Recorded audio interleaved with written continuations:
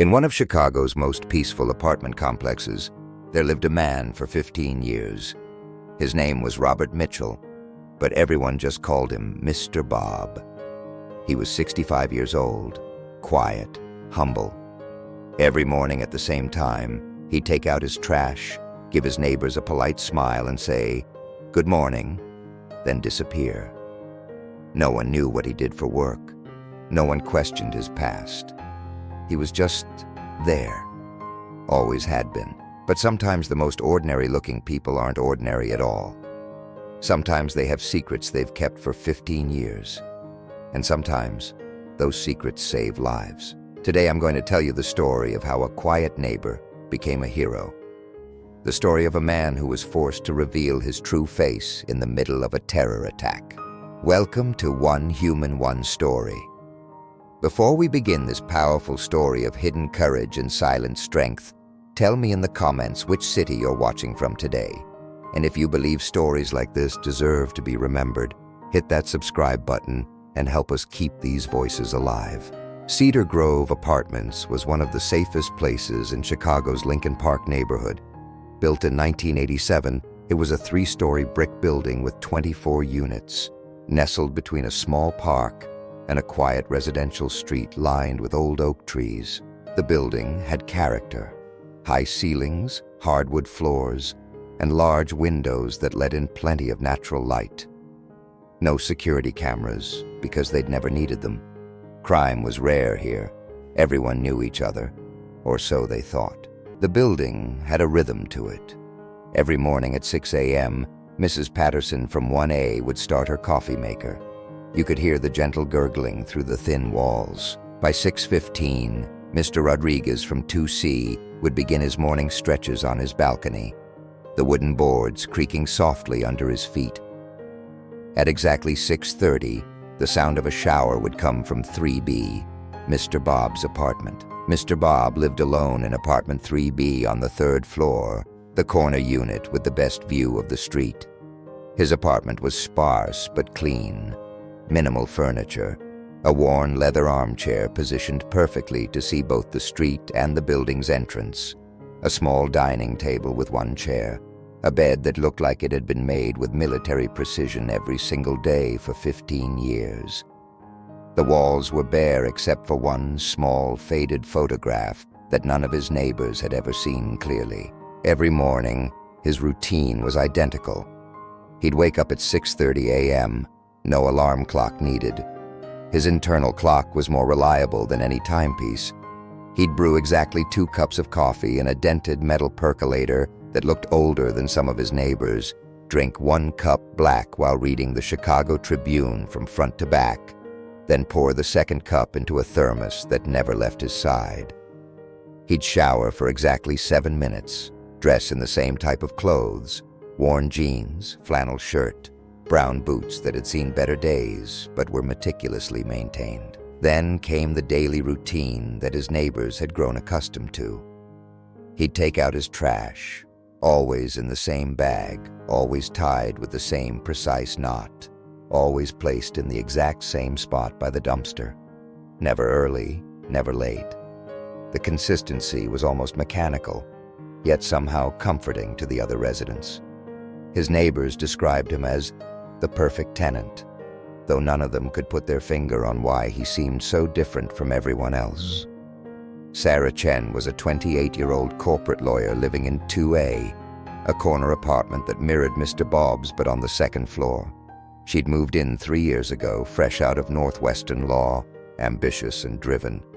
Her apartment was the opposite of Mr. Bob's, cluttered with case files, expensive furniture she'd bought to impress colleagues, and multiple laptops always charging somewhere. She worked 70-hour weeks, lived on coffee and takeout, and was constantly on her phone, even while walking up the 3 flights of stairs to her apartment. Her only interaction with Mr. Bob was when they passed on the stairs. He'd politely tip his worn baseball cap and say, "Good evening, Miss Chen," in a voice that was gravelly but kind. That was it. She'd nod and continue scrolling through emails on her phone. Sometimes she wondered what he did all day, But corporate law didn't leave much time for wondering about quiet neighbors. Marcus Williams was the building manager and lived in 1B on the first floor. At 45, he'd worked maintenance and management for various Chicago apartment buildings for 15 years, and Cedar Grove had been his home base for the last decade. Marcus prided himself on knowing every tenant, every quirk of the building, every leaky faucet and creaking floorboard. He'd worked there for 10 years, and all he knew about Mr. Bob was that he never paid rent late. In fact, he paid 3 months in advance, always in cash, always in an envelope slipped under Marcus's door on the same day every quarter. Never caused problems, never called for repairs, never complained about noise, heat, or anything else. "Our least troublesome tenant," Marcus would tell his wife over dinner. "I wish they were all like him." Mrs. Patterson, 73 years old and a widow for the past 8 years, lived in 1A and had been in the building the longest, 22 years. She'd seen tenants come and go, had watched the neighborhood change, had observed the subtle shifts in the building's character. She remembered when Mr. Bob first moved in. He'd arrived on a Tuesday morning in November with just 2 duffel bags and a small wooden box.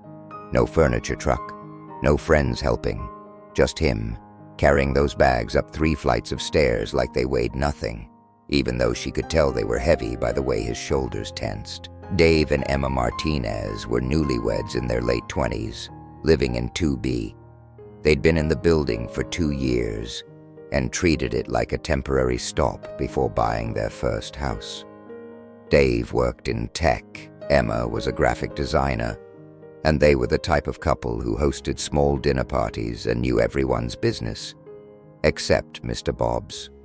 They'd tried to engage him in conversation a few times, inviting him to their annual building barbecue, but he'd politely decline with a phrase that became his signature. "Thank you kindly, but I prefer to keep to myself." Nobody knew anything about Mr. Bob's past, and after 15 years they'd stopped asking. Was he married? The apartment was clearly set up for one person, but sometimes Sarah noticed he bought groceries for 2.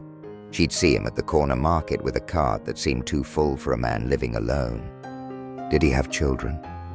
There were no photos visible, no birthday cards on his doormat, no holiday decorations ever. Where did he come from? His accent was hard to place, not quite Midwest, not quite Southern, something weathered by time and travel. What was his job? He seemed retired, but he was only 65, and he had the bearing of someone who'd worked with his hands and his mind, someone used to responsibility. None of these questions had answers. He was just Bob. Quiet, harmless, invisible Bob. But Sarah, being a lawyer, had developed a habit of observation. She'd sometimes watch him from her window when she was taking a break from casework, especially on Sunday evenings when he'd sit on his small balcony, a cup of coffee in his hands, watching the street below. His eyes never stayed still, always moving in a pattern, left to right, checking the park, scanning the street, noting every car, every pedestrian, every change in the normal rhythm of their quiet neighborhood. As if he was recording every corner, every movement, filing it away in some mental database. Strange, Sarah would think, as she watched him through her blinds. Why would a retired man be so alert, so systematic? Other residents had made similar observations, but nobody dwelled on it. Mrs. Patterson mentioned to Dave and Emma once that Mr. Bob never turned his TV volume up. In fact, she wasn't sure he even owned a television. She could hear everything through the thin walls of the old building. But his apartment was always silent, except for the occasional sound of footsteps that seemed too measured, too controlled for casual walking around one's home. Dave and Emma noticed he never turned lights on at night. They could see his apartment from their bedroom window, and after dark, his place was always completely dark. Not even the blue glow of a computer screen or the flicker of a TV. Yet sometimes, very late at night, they'd catch a glimpse of him on his balcony, sitting motionless in the darkness, as if he could see perfectly well without any light at all. Mr. Rodriguez knew that Mr. Bob always took walks at the same time, same route. Every day at 4 p.m., he'd emerge from the building and walk exactly 14 blocks in a precise pattern that covered every approach to their building, every potential exit, every sight line. The walk took exactly 45 minutes, and he'd return with that same steady pace, the same neutral expression, carrying that same thermos. Marcus had noticed that Mr. Bob's apartment had the fewest maintenance requests in building history. Not because nothing ever broke, old buildings always had issues, but because somehow things in his apartment seemed to fix themselves. The heating system never malfunctioned in 3B. The plumbing never backed up. The windows never stuck. It was as if he maintained everything himself with a precision that made professional repairs unnecessary. These small oddities, these subtle signs of a life lived with military precision and constant awareness, had gone unnoticed by everyone for 15 years. They'd become part of the building's rhythm, as reliable as Mrs. Patterson's morning coffee or Mr. Rodriguez's stretching routine. Normal in their own way, until that night when everything changed and they realized that normal was the last word anyone would use to describe the man in 3B. The city was settling into its nighttime rhythm. Streetlights had flickered on an hour ago, casting long shadows between the oak trees that lined their quiet block. Most of the building's residents were home. Mrs. Patterson was watching her evening news, the volume turned up slightly higher than necessary due to her failing hearing. Dave and Emma were cooking dinner together, their laughter occasionally drifting through the thin walls. Mr. Rodriguez was reading in his armchair, a glass of wine on the side table. The building felt safe, secure, wrapped in the comfortable routine of another ordinary Tuesday night. Sarah came home later than usual. The Morrison case had kept her at the office until nearly 10 p.m., reviewing depositions and preparing for tomorrow's hearing. Her heels clicked against the sidewalk as she approached Cedar Grove Apartments, her phone pressed to her ear, finishing up a call with her paralegal about document discovery. She was exhausted, stressed, and looking forward to nothing more than a hot shower and 8 hours of sleep before another brutal day in court. The first sign something was wrong came as she reached the building's main entrance. The heavy glass door, which was always locked after 8 p.m. and required residents to use their keys, was standing slightly ajar. Not wide open, but just enough to suggest it hadn't closed properly, or hadn't been allowed to close properly. Sarah paused, phone still pressed to her ear, but no longer listening to her paralegal's voice. In her line of work, she'd learned to trust her instincts about situations that felt off. This felt off. "Jenny, I'll call you back," she said, ending the call and slipping her phone into her purse. She pushed the door open slowly, listening for any sound from within the building. The lobby was dimly lit by a single overhead fixture that cast long shadows across the tile floor. Everything looked normal. The row of mailboxes along one wall, the bulletin board covered with building notices and flyers for local services, the narrow hallway that led to the first-floor apartments, and the staircase to the upper floors. But something was wrong with the silence. Buildings this old were never completely quiet. There was always the hum of heating systems, the distant sound of televisions or conversations, the occasional creak of settling wooden pipes. This silence was different, forced. As if everyone was holding their breath, Sarah started toward the staircase, her heels suddenly seeming unreasonably loud on the tile floor. She'd made it halfway across the lobby when she heard it, the unmistakable sound of the main entrance being forced open behind her.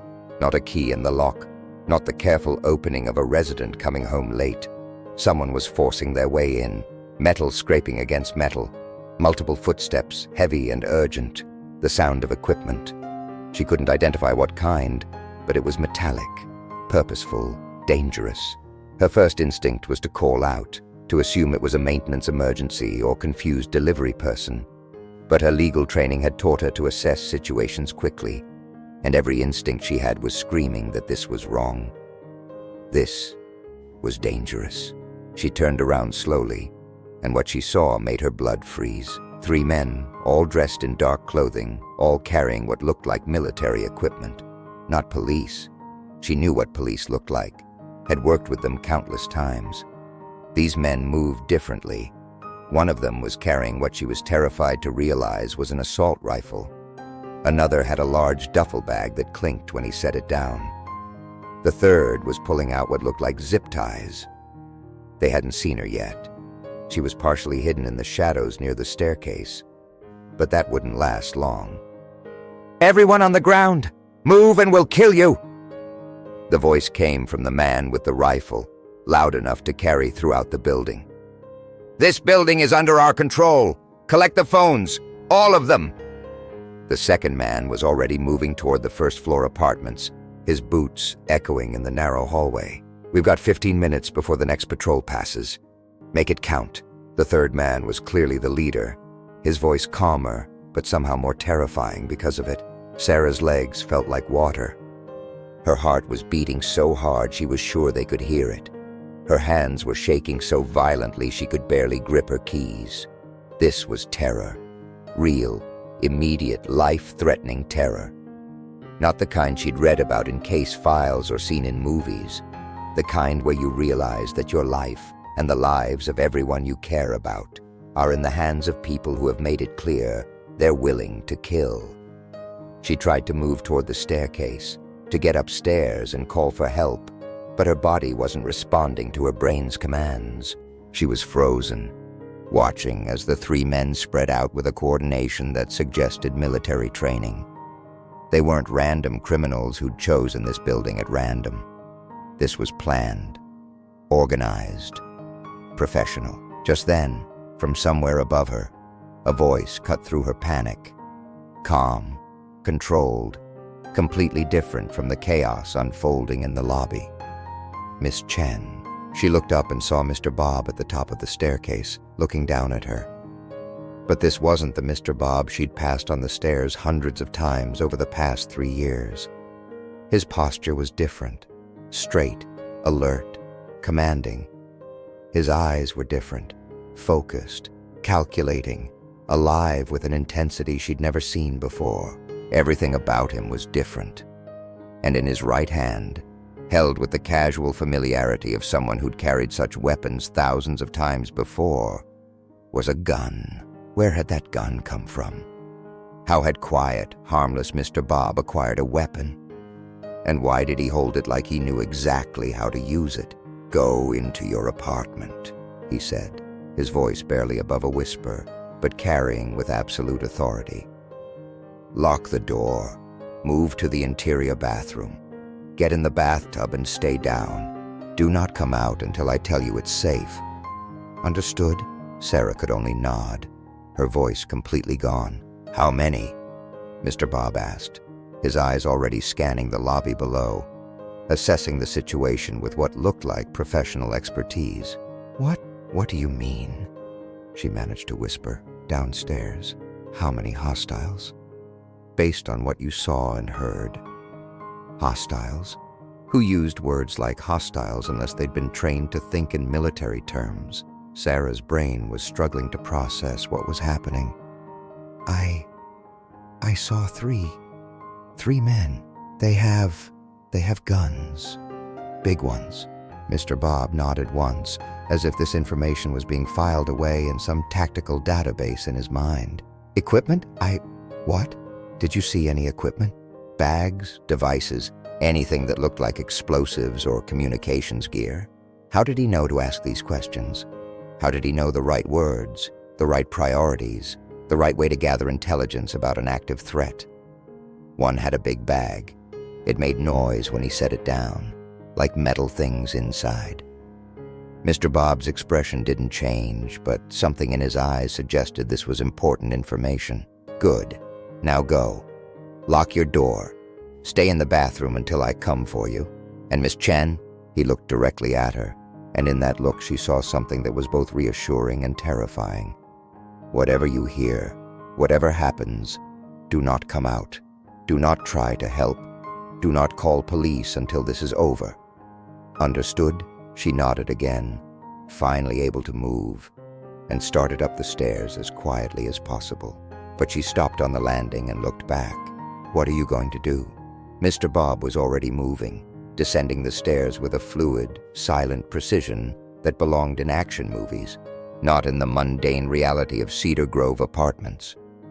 He looked back at her once, and in his voice she heard the weight of experience, of training, of a past that had prepared him for exactly this moment. I'm going to do my job. There were 4 people in the downstairs lobby, 3 armed, one seemed like their leader. They were holding Marcus hostage in the corner. Mrs. Patterson was crying from fear. Dave and Emma were hugging each other, sitting on the ground.